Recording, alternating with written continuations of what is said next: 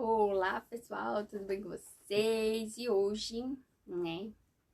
Nunca mais eu falei, né? Pra quem não me conhece, meu nome é Rose, né? Mais conhecida nas redes sociais como Rose Laim, com 2 N's no final. E o foco desse canal é estudo bíblico, né? Então, se você curte, né, estudar a Bíblia, então seja bem-vindo.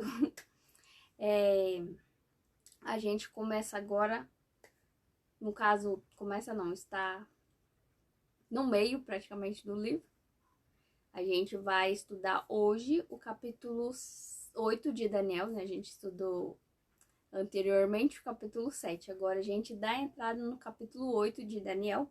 E agora, para você que entrou agora e nunca viu nem nada disso, eu vou fazer um resumão aqui para você, né? Começando com o capítulo 2, né? Sobre, agora que é só um resumão sobre as profecias, né? Porque explicar tudo é muita coisa e ia pegar muito tempo. Então, eu vou fazer um resumão aqui só das profecias, porque agora a gente vai, né, continuar agora na profecia, né? Porque Daniel 8 é profético. Então, bora lá. Então, a gente viu no comecinho do livro de Daniel que Daniel, no caso, Nabucodonosor teve um sonho e Daniel revelou o sonho através do sonho que Deus deu para Daniel. Então, o que ele tinha visto, né? Nabucodonosor, ele teve um sonho, ficou perturbado, né? E aí queria matar todo mundo lá, os né, líderes lá que o servia, no caso, servia para decifrar sonho e falar sobre o futuro, essas coisas. E aí, como eles não conseguiram, não avisaram Daniel também, né? Já começa por aí, já querendo dar um golpe no Daniel. Mas aí Daniel fica sabendo, né? Porque o pessoal foi lá prender ele, né? Os soldados do rei Nabucodonosor. E aí Daniel pergunta, mas o que tá acontecendo, né? Tipo, vai matar por quê? O que eu fiz? Aí tá. Aí fala, não, então, né? Eu quero falar com o rei. Tanana. E aí Daniel vai lá, fala com o rei. E pede pro rei um dia, né? Pra poder, né? Deus revelar o sonho.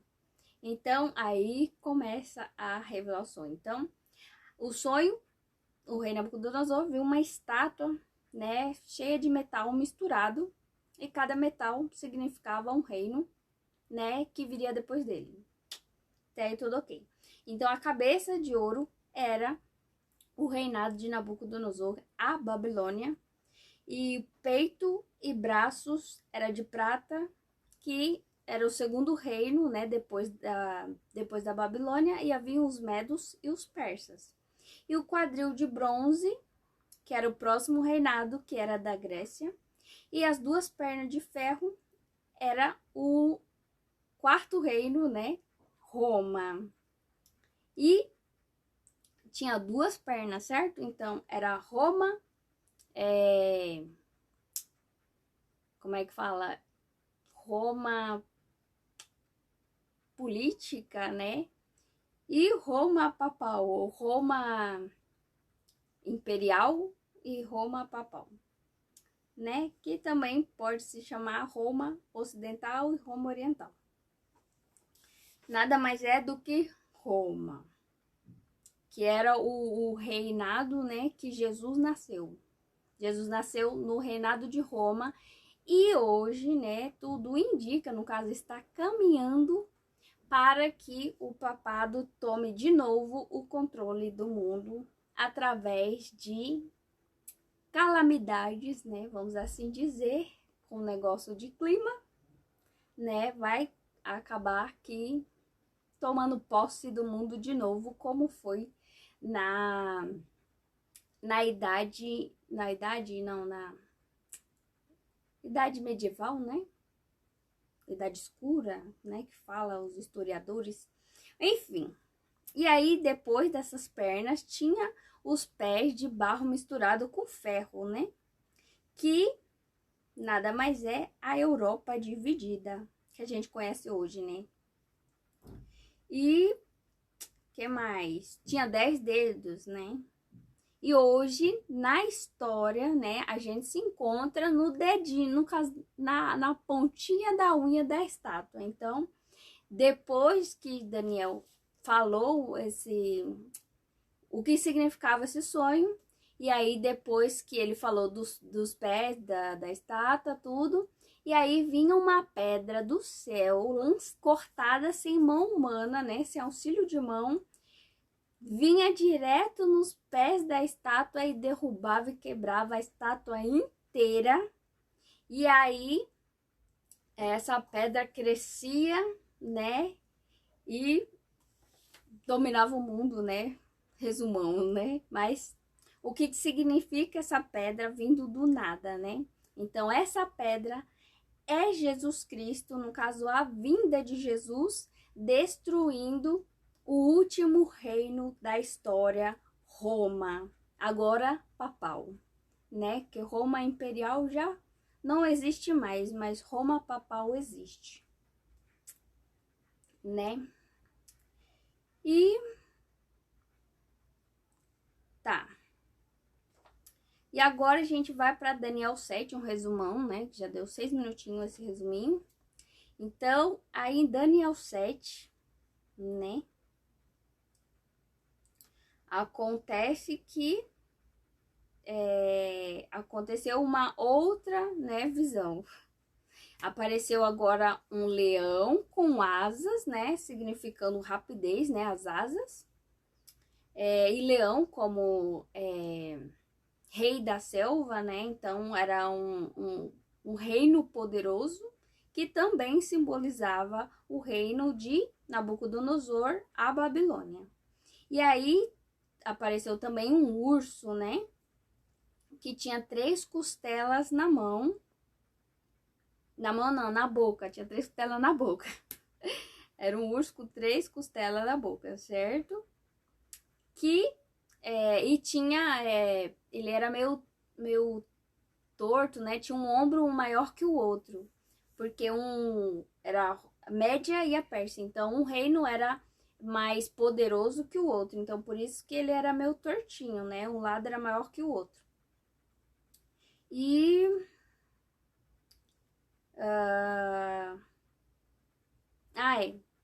As 3 costelas, né?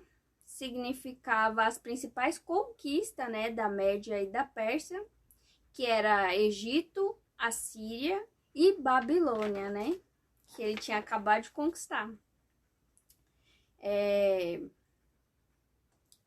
E Leopardo, no caso aqui, na visão, ainda não tinha conquistado, tá, gente? Não confunde, né? Esse daqui é que ainda ia conquistar, mas agora já conquistou. Então, por isso eu falei, já conquistou. Bora lá. E aí apareceu também um leopardo, né? Que tinha 4 asas, né? E... acho que era 4 cabeças? 4 cabeças. Então, tinha 4 asas e 4 cabeças, né? Simbolizando o reinado da Grécia, né? Que era muito, muito mais rápida, né? Na conquista do que Babilônia, né? Que Babilônia só tinha 2 asas. A Grécia apareceu o animal com 4 asas. Então, era 2 vezes mais rápida na conquista do que o reinado de Babilônia. E 4 cabeças porque tinha 4 generais, né? Então, Alexandre o Grande é esse rei, né? Que conquistou praticamente o mundo muito mais rápido, né? Do que a Babilônia. E aí tem um animal terrível e espantoso que simboliza a Roma, né? E, no caso, o animal sempre representa um poder, né? O reino. Então, cada animal representava aqui um reino poderoso, né? Da profecia. E aí, esse animal terrível e espantoso tinha o quê? 10 chifres, né? A gente vai ver lá na estátua que a estátua tinha 10 dedos. Então, na segunda visão em Daniel 7, o animal terrível e espantoso que era Roma tinha 10 chifres, né? Então, 10 chifres representando 10 imperadores, né, do reino de Roma. E abateu 3, né? E aí, quando você vai na história, você vê que Roma, assim que ele começa a conquista, né? Eles vão lá e abate 3 impérios lá da época. E esse chifre, né? Esses 10 chifres cai, né? E aí começa a crescer um chifre, né? Pequenininho, só que aí ele é bem, como a dizer, tipo gordinho, né? Mais fortinho. E ele falava com insolência, né? Contra Deus. Esse chifre pequeno tá lá em Daniel 7, verso 11. E ele fala também contra Jesus, né? No verso 14. Jesus entra no santuário, né? No verso 14, para receber o domínio eterno. Então, a pedra, né? A gente vê aqui que representa Jesus, quando ele, no verso 14 de Daniel 7, ele entra no santuário de Deus, né? Claro, no céu, e recebe o domínio eterno. E aí, em Daniel 8, que a gente vai estudar agora, a Babilônia não existe mais, né? Aí agora a gente vai entrar no reinado da Média e da Pérsia, né? Falando do carneiro de 2 chifres, né? Que é a Média Pérsia. E aí também, depois do carneiro, aí tem a visão também de um bode. Que o bode é a Grécia, né? Esse bode tem um chifre que representando aqui o poder, né? O reinado de Alexandre o Grande e os seus 4 generais. Por isso que o leopardo tinha 4 cabeças, né? Era representando os 4 generais de Alexandre o Grande, né? Você vai ver isso no estudo de hoje, no capítulo 8, o verso 22, o verso 23 e o verso 8 do capítulo 8 de Daniel. E o animal terrível e espantoso, que é Roma, né? No caso, as pernas da estátua do Nabucodonosor, do sonho, né? E o animal terrível e espantoso do capítulo 7, agora aparece no capítulo 8,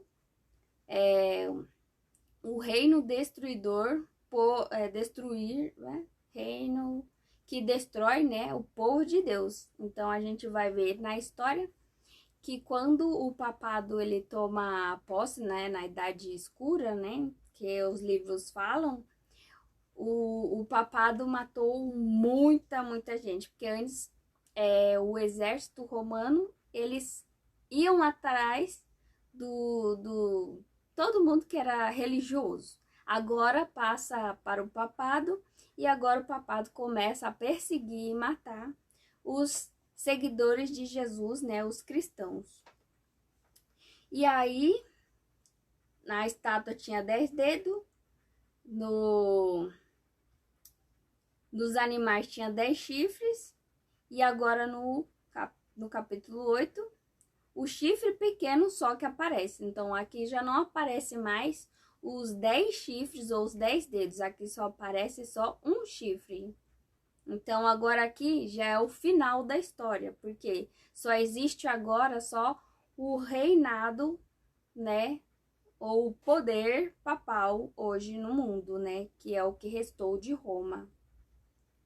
Então lançou a verdade por terra, né? Porque o papado, ele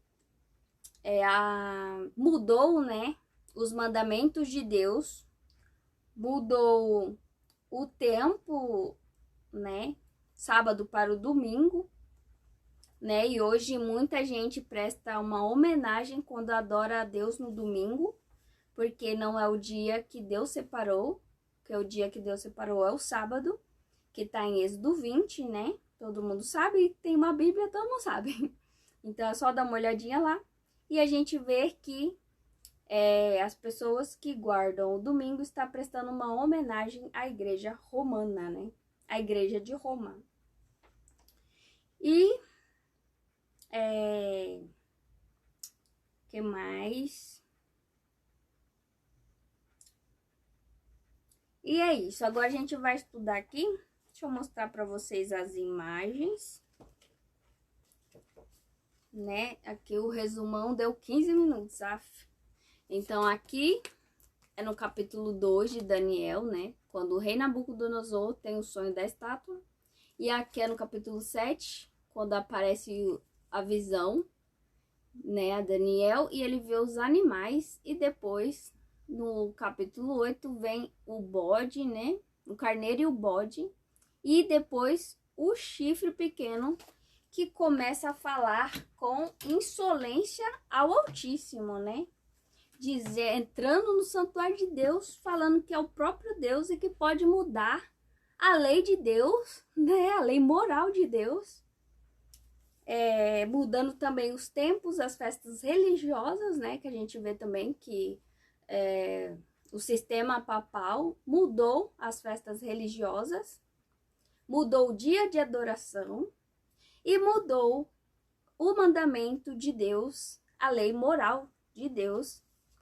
E aqueles que o seguem está seguindo a besta, né? Que sai do mar de Apocalipse. Então a gente vai dar também andamento no estudo de Apocalipse mais para frente, mas, né, a gente já começa a dar uma pincelada porque faz parte.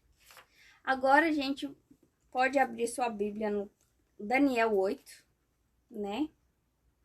Então, passado cerca de 2 anos depois da visão do capítulo 7 de Daniel, que é a visão dos animais, né? Recebeu outra visão conforme registrada no capítulo 8 do seu livro, né? Novamente, animais surgem na cena profética e mais uma vez representam nações que lutavam pelo poder. Então, pegue sua Bíblia e bora lá. Daniel 8, verso 3 e 4. Qual foi o primeiro animal visto por Daniel? Então, o anjo Gabriel, né, foi muito claro em dar essa interpretação a Daniel. Ele disse: aquele carneiro, né, se referindo à Média e à Pérsia, né, com 2 chifres que viste, são os reis da Média e da Pérsia. Daniel 8, verso 20, também tem lá escrito. O verso 5, né, só continuar aí. Qual foi o segundo animal visto por Daniel? Aí o anjo Gabriel, mais uma vez, confirma essa interpretação ao declarar que o bode peludo é o rei da Grécia. O chifre grande entre os olhos é o primeiro rei, que tá no verso 21, né? Que é o Alexandre o Grande, né? E no verso 6 e 7, o que aconteceu com os 2 animais? Gente, acompanha aí na sua Bíblia, tá? Que a minha Bíblia é uma versão, a de vocês é outra. Então, para vocês não ficarem confusos, acompanha na Bíblia de vocês. Então, a Média Pérsia, né, representada pelo carneiro, foi vencida pela Grécia de Alexandre, né? Aqui a gente tá falando de Alexandre o Grande, né, da história. Deixa eu arrumar aqui que tá caindo. Aí melhorou. Alexandre representada pelo bode. Alexandre travou 3 batalhas até vencer Dario, o terceiro, né? Rei da Média e da Pérsia, Medo-Pérsia. A primeira foi a Batalha de Grânico, no ano 334 a.C., e a segunda foi a de Issos, no ano 333 a.C., e a última no ano 331 a.C. foi a Batalha de Arbela ou Gaugamela. Assim, o ano de 331 a.C. assinala o fim do Império Medo-Pérsia e o início do domínio de Alexandre o Grande. Então, aí você pode pegar essas informações históricas para você comprovar que o que Deus disse na Bíblia, né, na profecia de Daniel, é verdade, porque tudo que Deus diz e deixa escrito na Bíblia, você pode comprovar na história se aconteceu ou não. E tudo o que está escrito no livro de Daniel, no livro de Apocalipse, né, que são os últimos livros proféticos, está comprovado, né, no livro de Daniel, e parte do livro de Apocalipse está comprovado também, né, restando apenas uma pequena parte a se cumprir. Mas a gente está estudando e está vendo que falta pouquíssimo tempo para o fim, né, de se cumprir toda a profecia.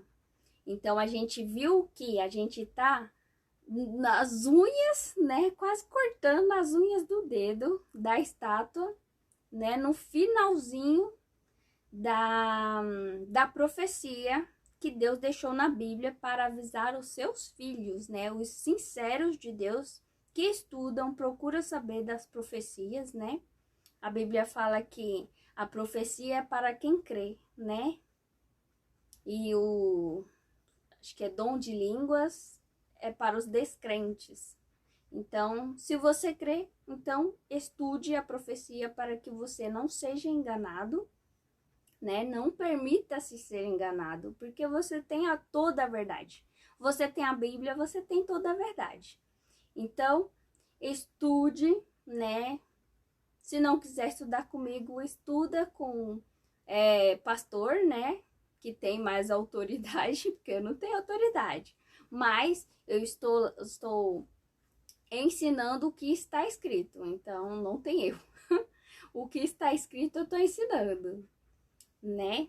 Agora, para você se aprofundar, aí realmente precisa ser um pastor, no caso, um teólogo, né? Que estuda a Bíblia. E aí você vai se aprofundando com o teólogo.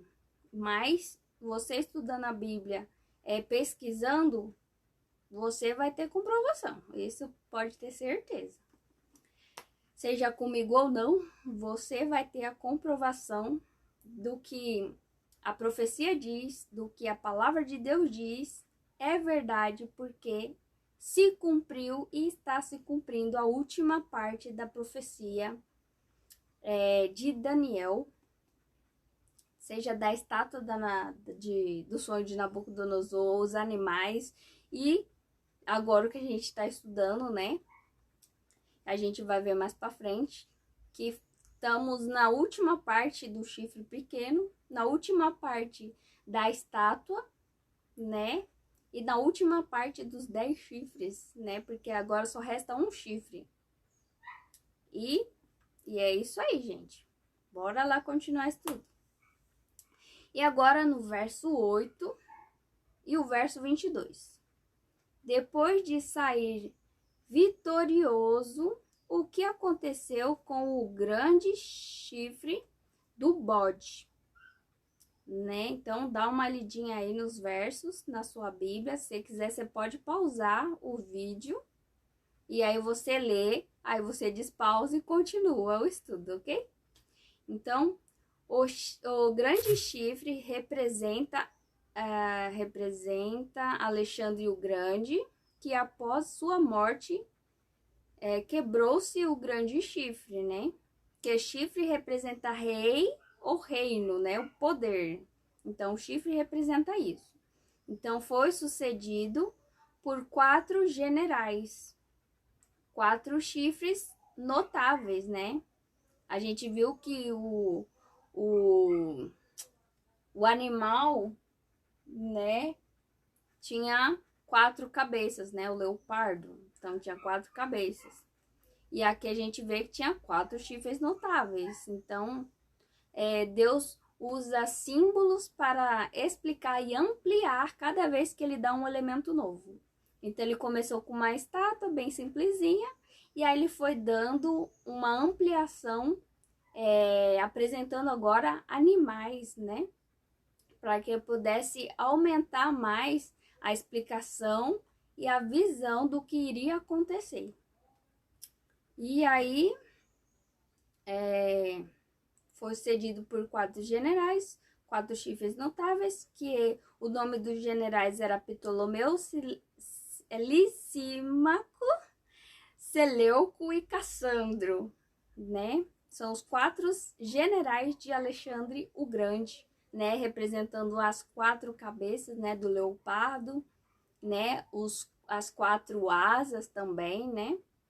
E os 4 chifres, né? Também notáveis aqui. E continuando agora no verso 9 até o 12 e o 23 até o 25. Então dá uma pausa aí, pega a sua Bíblia, dá uma lida aí e acompanha depois. Agora aqui a explicação. Que novo elemento surge na visão de Daniel e o que ele faria?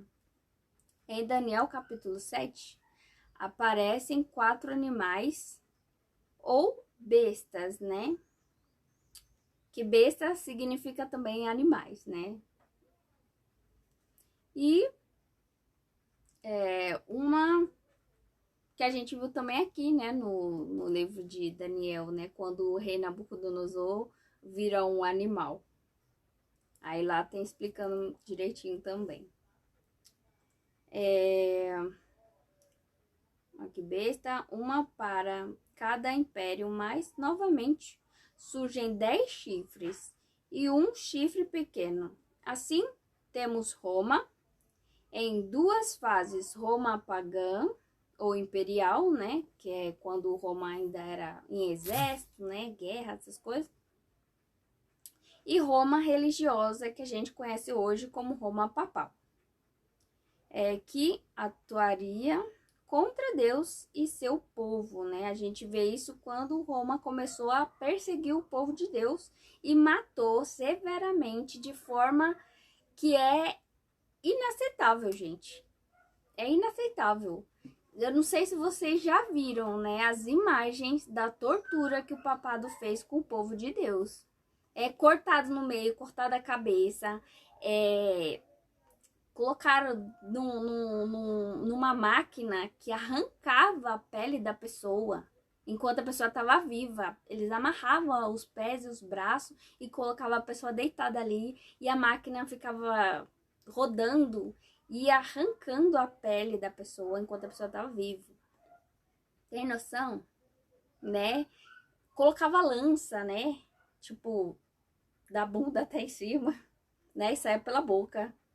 Então, a severidade, a crueldade, por isso que Deus coloca Roma aqui como ferro, né? Porque é o duro, né? A dureza do coração dessas pessoas, né? Em fazerem isso.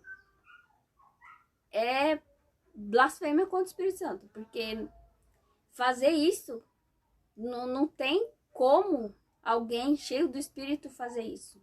Isso é impossível. Alguém cheio do Espírito Santo matar e torturar pessoas, né, em nome de Deus. Isso é absurdo, né?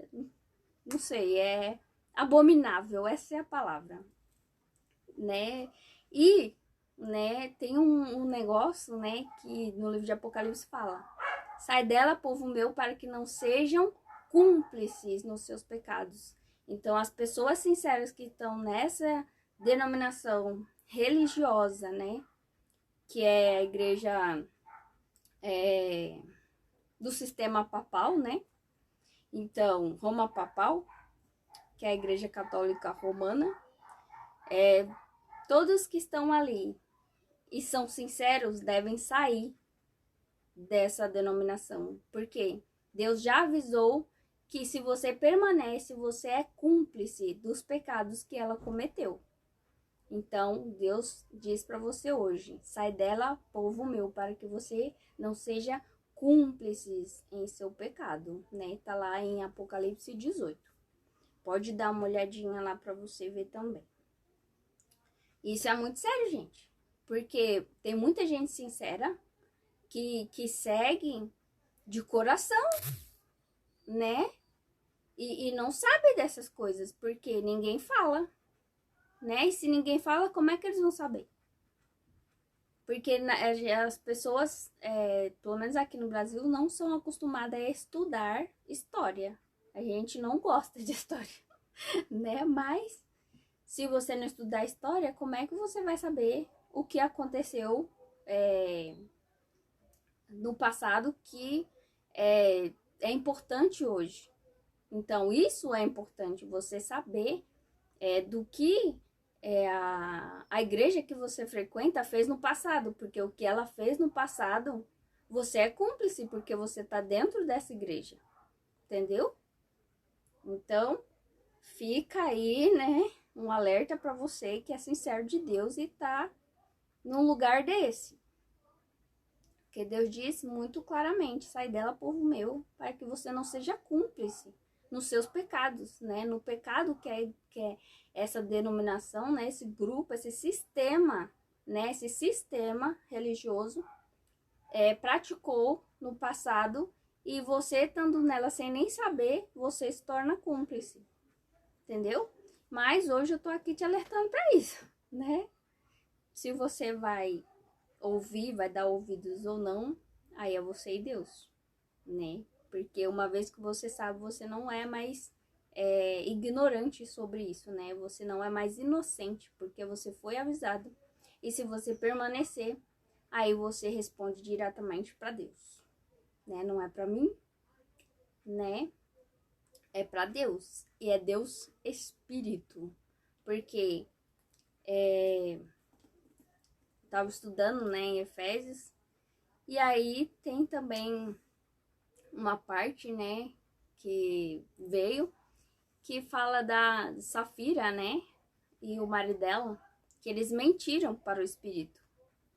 E isso, né, ocasionou a blasfêmia contra o Espírito. Então, é muito sério, gente. Eu sei que, né, às vezes a palavra que é forte, mas é para o bem de vocês. Então, se vocês for sincero, peça orientação a Deus, né?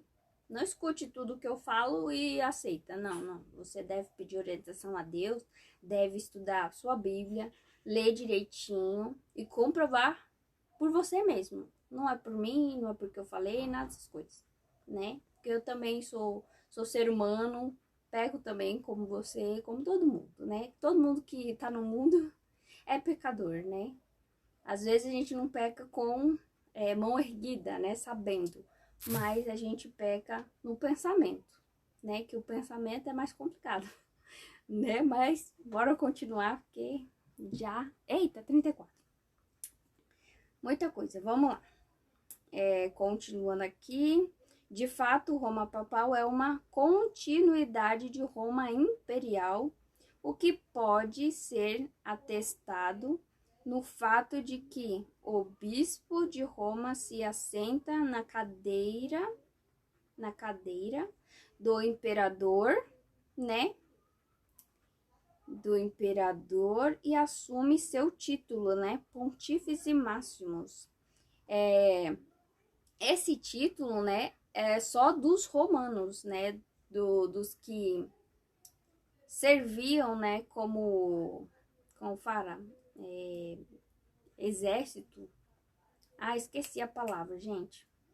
Mas é um título só para romanos. Então, quando o papado ele assume isso, então ele aceita, né, ser de Roma, né? Então se prostitui com Roma, porque aceita, porque assim, a Bíblia, né, tem um jeito de explicar usando a igreja como sendo a esposa de Deus, né, a noiva de Deus, e Cristo, esposo, né, da igreja, né?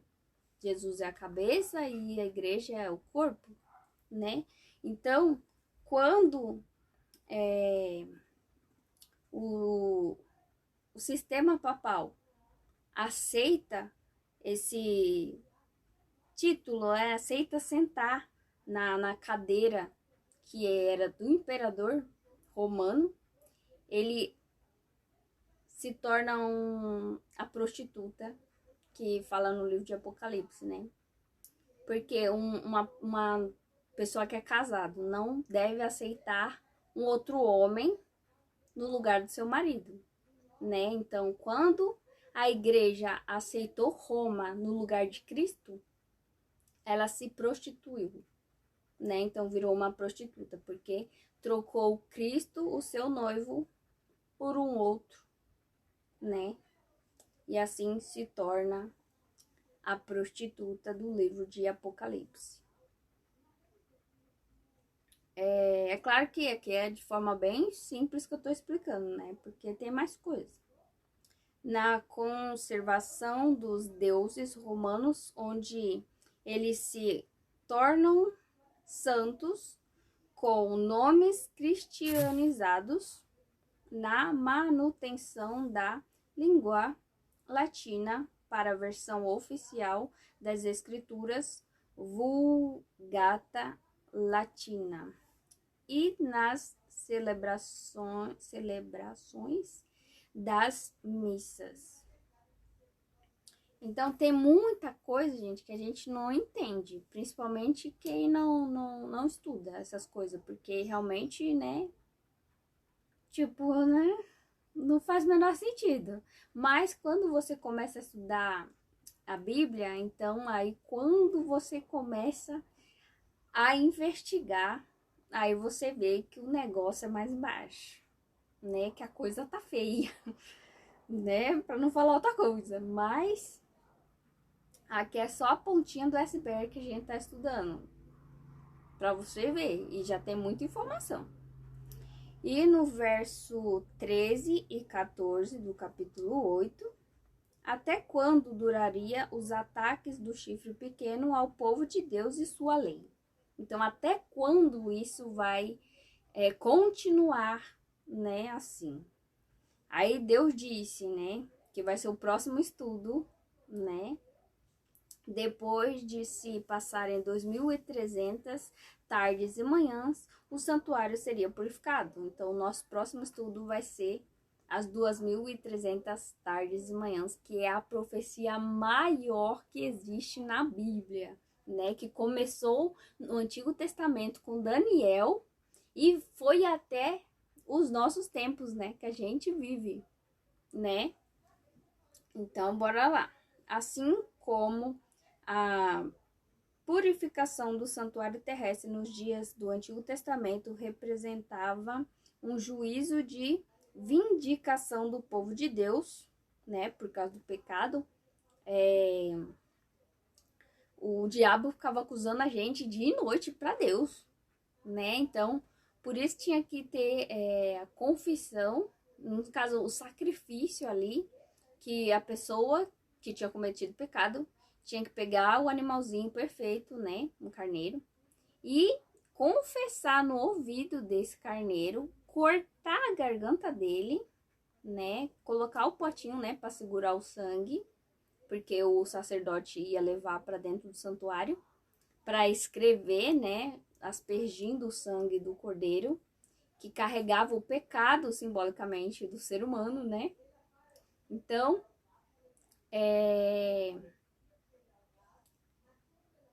Esqueci. Que escrevia, né, na cortina, né, que representa os livros lá do céu, escrito com sangue. Então, com o mesmo sangue agora, só que do Cordeiro de Deus, é apagado esses pecados. Mas daí a gente vai ver mais pra frente, né? Mas se você quiser, já tem vídeo no canal falando sobre o santuário, que explica um pouquinho mais sobre isso, mas de forma mais do santuário terrestre aqui. Não tem muito do santuário do céu, mas tem algumas coisas. Porque é mais no livro de Apocalipse que a gente vai falar mais sobre isso. E vindicação, né, do povo de Deus, o mesmo ocorrerá ao término deste período, e o chifre pequeno será destruído sem esforço de mão humana, que está no verso 25 do capítulo 8. Então, sem esforço de mão humana. Por quê? Porque na estátua de Nabucodonosor, a pedra era cortada sem auxílio de mão humana, e aí, na volta de Jesus, a estátua era destruída em pedaços. Então, do mesmo jeito, na volta de Jesus, o diabo vai ser exilado por 1000 anos aqui, porque todas as pessoas que não aceitaram Jesus antes da vinda de Jesus, ou antes de morrer, né? Porque a gente precisa aceitar antes de morrer, porque depois que morreu, acabou. Né? Você sela o seu livro quando você morre. Então, se você teve a oportunidade de aceitar Jesus e não aceitou, você já está perdido. Se você, né, conheceu a palavra. Tipo, se alguém falou de Jesus para você e mesmo assim você negou aceitar Jesus, se você morrer, você morre perdido. Porque Jesus, ele sempre, até o seu último segundo, ele vai apelar. Então, ele vai até você, vai explicar, vai falar tudo o que você precisa saber para aceitar. Então, se você, mesmo sabendo de tudo, rejeita, então você morre condenado já. Então, não há mais como você se salvar. Porque a nossa salvação acontece agora enquanto estamos vivos, antes dele vir. Depois que a gente morre e depois que ele vem, acabou. Então, tem pessoas que vão estar vivas quando Jesus vir. Eu não sei se eu vou estar viva, mas eu já aceitei Jesus. Então, a possibilidade de eu morrer salva já é, né? Porque eu já aceitei. O negócio é permanecer agora em Cristo, né? E isso nós tá aí, ó, diariamente, lutando. Mas, né, Deus já garantiu a vitória. E aí, agora, você precisa aceitar Jesus, se caso você não tenha aceitado, né? Porque o dia é agora, não é nem hoje, é agora, né? Tem gente que fala, mas eu preciso sentir, né? Se você esperar por sentir, você vai morrer perdido, né? E aí sim, você vai sentir o lago de fogo queimando teu rabo, né? Mas tô brincando, mas é verdade. E aí, estamos terminando, tá? Agora o verso 16 até o verso 19 do capítulo 8. Quando Daniel quis saber o significado da visão, qual foi a resposta que o anjo Gabriel lhe deu? As expressões tempo do fim e tempo determinado do fim mostram que cenas proféticas do livro de Daniel aplica-se exclusivamente aos nossos dias. Por isso é importante estudar e compreendermos cada profecia do livro de Daniel, pois eles se referem aos nossos dias, né? Que no livro de Daniel fala exatamente isso, né? Que essa visão é para o tempo do fim, né? Ou o tempo determinado do fim, e é para o nosso tempo, né? Então, se você é cristão, evangélico, sei lá, e você crê na volta de Jesus, você deve saber que a gente está no tempo do fim, né? Porque a gente já está nas unhas, né? Quase cortando da estada de Nabucodonosor, né? E a pedra, né? Que é Jesus, a volta de Jesus, está prestes a destruir todos esses impérios do mal, né? No caso, Roma. Roma papal será destruída, viu, gente? Mas os sinceros, né, que aceitaram Jesus, pode ter certeza que tá salvo, viu? Mas é claro, você deve fazer o que Jesus manda, porque ele é o pastor. Se você é ovelha, você ouve ele, né? É o que ele diz. E o verso 26 e 27 do capítulo 8, o anjo explicou alguns elementos da visão, como a identidade dos animais, mas qual a parte que Daniel não entendeu, né? Então, Daniel teve as visões, tudo, mas teve uma partezinha que Daniel falou, mas não tô entendendo, né? E aí foi o quê? A visão da tarde e manhã, né? Que é a profecia mais longa, né? Por isso que Daniel não entendeu. E nestes versos é a profecia das 2.300 tardes de manhã de Daniel, no verso 14, quando terminasse esse período de tempo, o santuário seria purificado e a ação do chifre pequeno seria freada. Por isso, o interesse de Daniel em compreender o assunto. Em nosso próximo estudo, né, veremos com detalhes esta profecia. Então, esta é a mensagem de hoje, né? A gente termina aqui nas 2.300 tardes de manhã, né, falando da purificação do santuário, né? E que a gente vai falar do dia da expiação, a purificação do santuário. Só que agora não é santuário terrestre, agora é o santuário do céu, né? Por isso que Jesus foi para o céu, para iniciar essa purificação. E, né, estou aqui para te falar que já começou a purificação, já começou o juízo do povo de Deus, né? O juízo é para o povo de Deus. Aquele que não é de Deus já está julgado como o diabo, porque não aceitou, não creu Jesus, não creu, né, que Jesus é o Filho de Deus, então já está condenado. Todo aquele que crê e for batizado será salvo, né, o que Jesus disse. Mas aquele que não crê já está condenado. Então, aí tem também a exceção do ladrão na cruz, né? Mas aí você vê que é por crer. Então, ele não teve a oportunidade, né, de ser batizado, porque ele aceitou e logo morreu. Por isso, não podemos levar o pé da letra, porque tem pessoas que vão aceitar Jesus no último segundo da vida, né? Então, é importante crer em Jesus, né? E o mas é com ele, né? Ele deixa bem claro isso. Então, essa é a mensagem de hoje, né? Espero que vocês tenham entendido, né, direitinho.